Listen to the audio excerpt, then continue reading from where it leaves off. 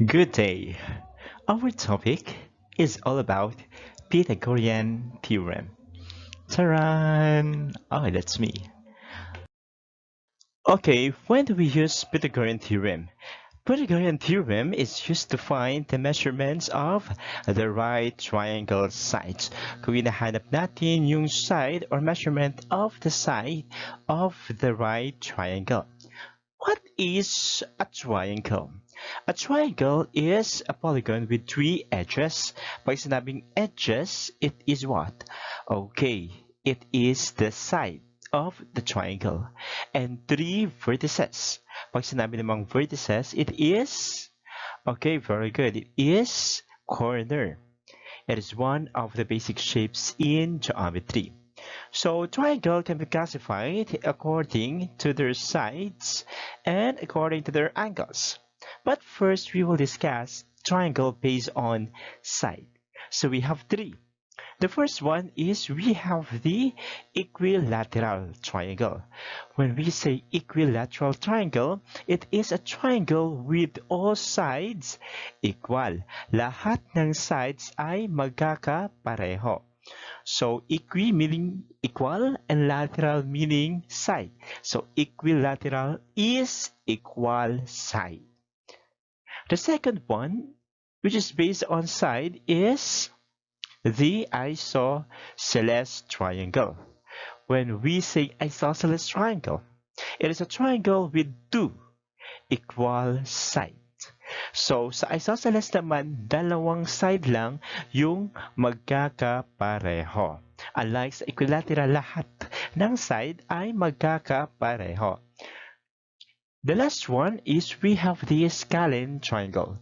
Scalene triangle is a triangle whose sides are not equal. So, there are no side na equal. So, walang side na magkakapareho sa scalene. Next classification, which is based on angle. So, there are three. The first one is we have the acute triangle. When we say acute triangle, it is a triangle where all three angles are acute. Lahat ng anggulo ng acute is acute angle. Ano nga ba ang ibig sabihin ng acute angle? Acute angle is an angle whose measure is greater than 0 but less than 90 degrees. So that means yung isang anggulo ng acute angle ay sumusukat ng 1 hanggang 89 degrees. Hindi po lalagpas ng 90 degrees. It is less than 90 degrees but greater than 0 degrees. Lahat po ng angle ng acute triangle. The second one is we have the obtuse triangle. Obtuse triangle is a triangle with one obtuse angle. Ano naman ang ibig sabihin ng obtuse angle? Okay.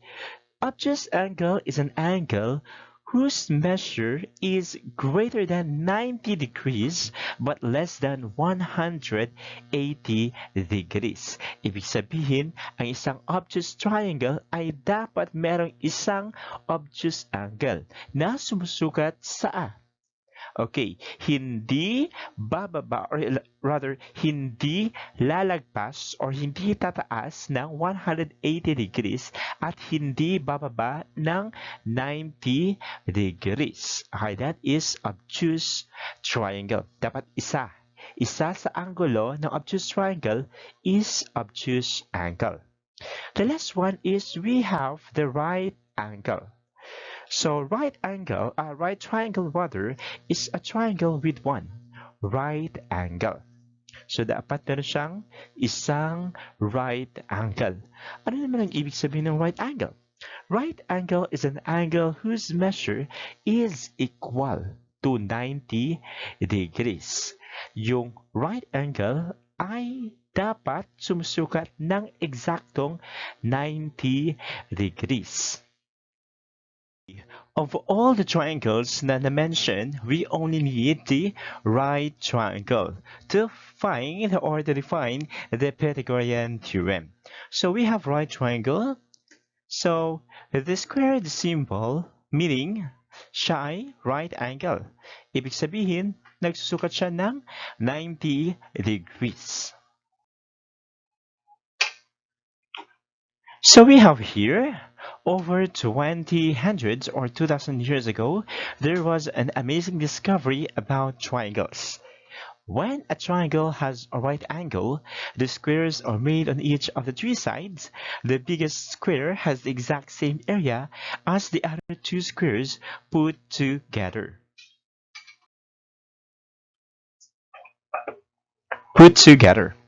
Okay, so it is called Pythagoras Theorem or Pythagorean Theorem named after Pythagoras. Okay,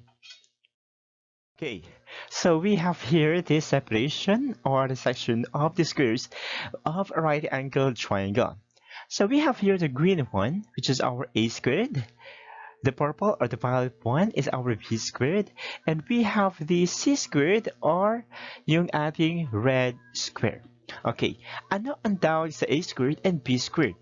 Yung tawag sa a squared and b squared of a right angled triangle is known as our legs, while c squared is our hypotenuse or the longest side of our right angle triangle. Okay, so we have here, according to Pythagorean Theorem,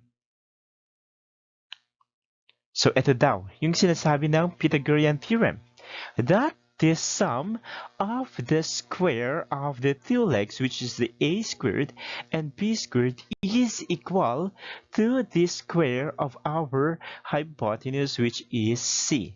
Thus, Pythagorean theorem or our Pythagorean formula is a squared plus b squared is equal to c squared.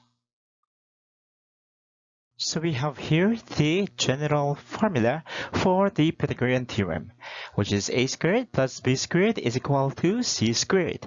So this is the general equation para mahanap yung hypotenuse ng ating right-angled triangle.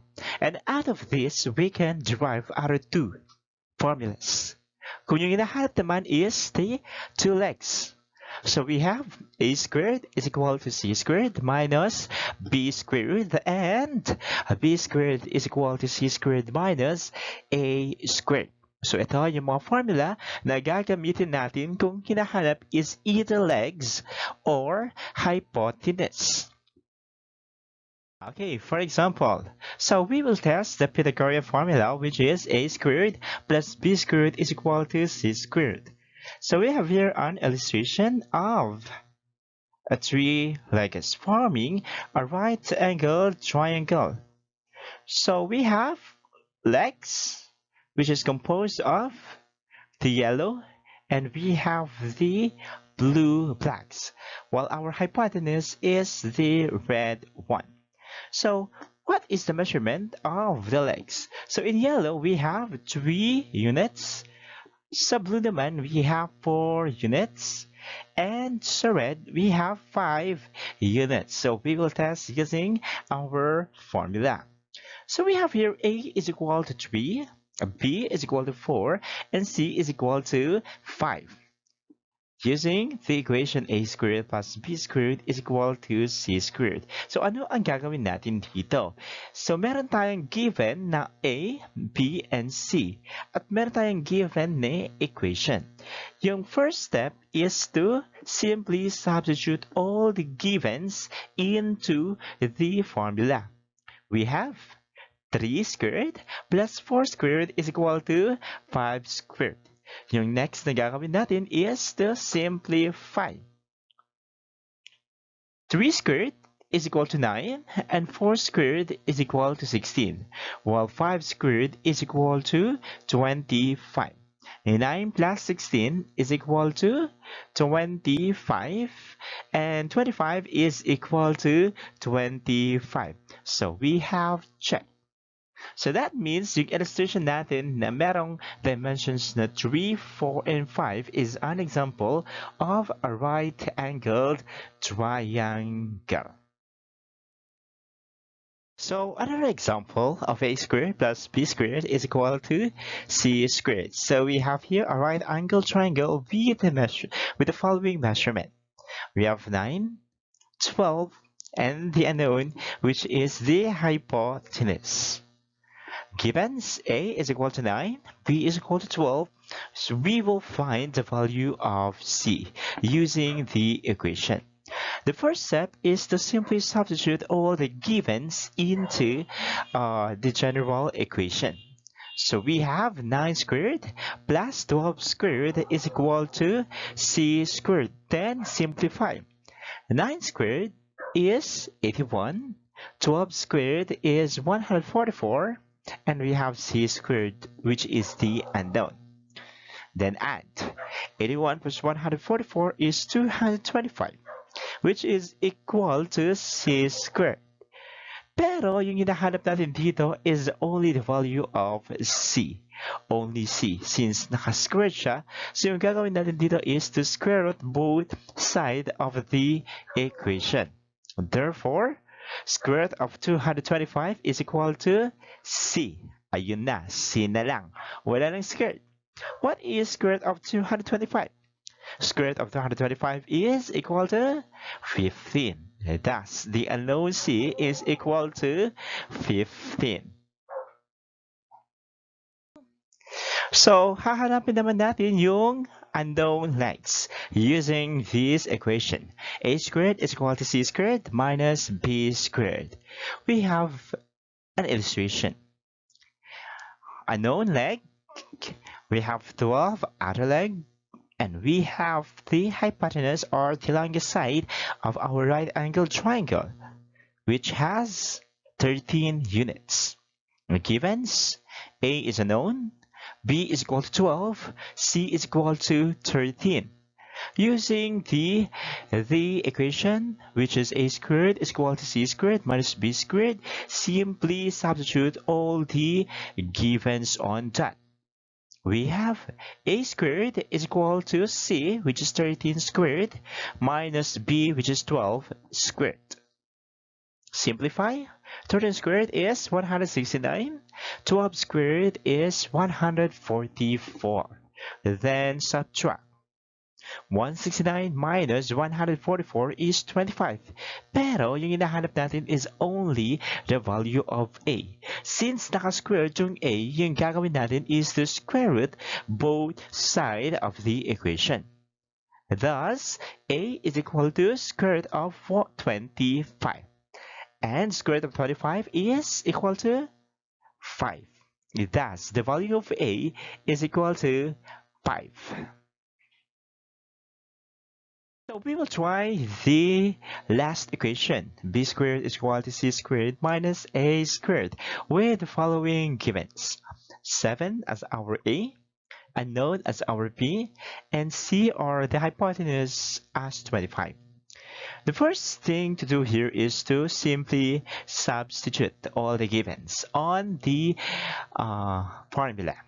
We have B squared is equal to C 25 squared minus our A 7 squared. Then simplify. 25 squared is equal to 625. 7 squared is equal to 49. Then subtract.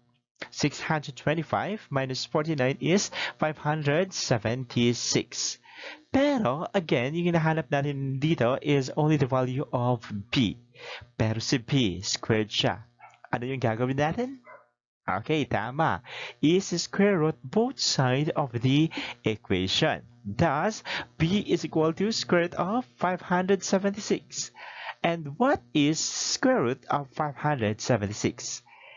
Very good. That is 24. Therefore, the value of our B is equal to 24. Next, let's practice. What is the diagonal distance across a square of size 25? Ibig sabihin, meron tayong 5 units as the side. Yung hinahanap natin dito is the diagonal distance. Gaano kalayo yung diagonal natin? So solution, we have A is equal to 5 and B is equal to 5, while C is unknown since yung hinahanap natin is the diagonal distance, which is our hypotenuse or the longest side of our triangle. Then substitute. We have C squared is equal to 5 squared plus 5 squared. And 5 squared is equal to 25. Then add 25 plus 25 is 50. Since yung hinahanap natin dito is only the value of C.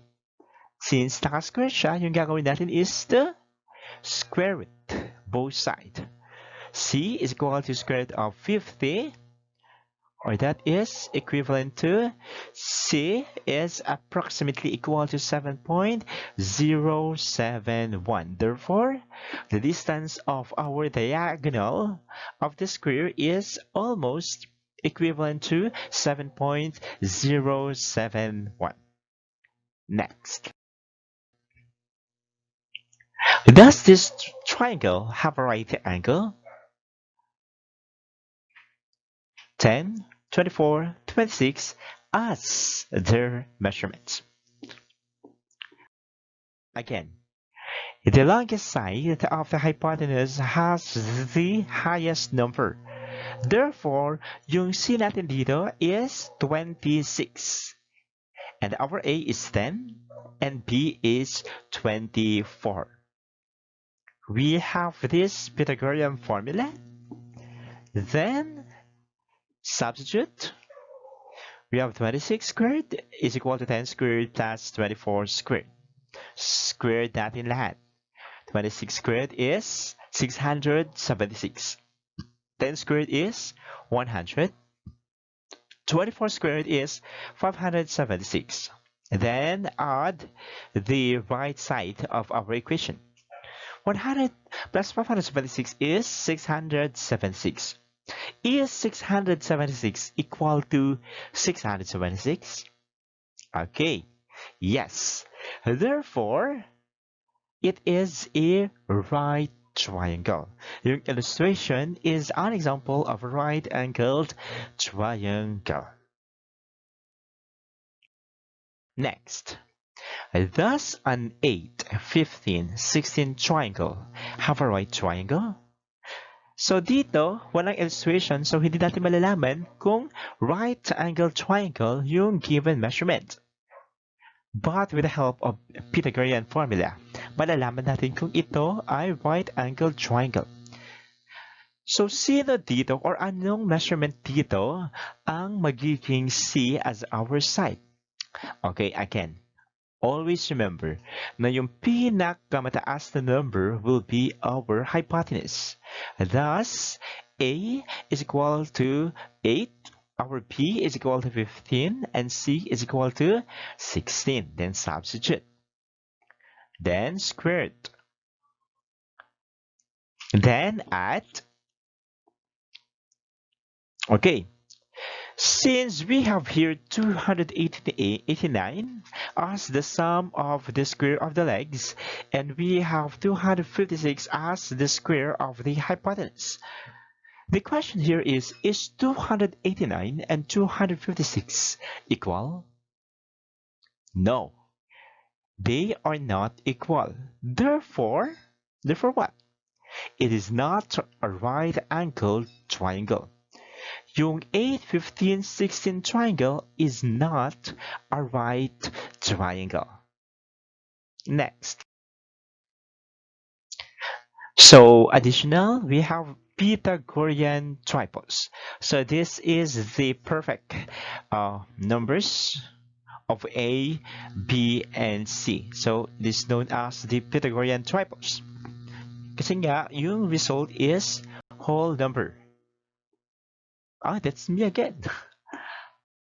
Okay, we have here some examples.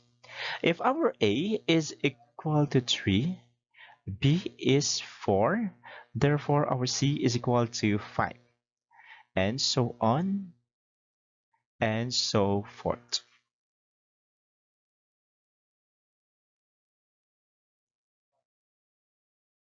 And another one.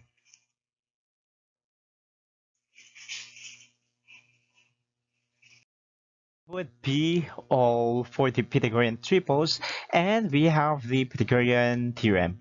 Sana may natutunan kayo for this discussion, and see you in another vlog. Bye.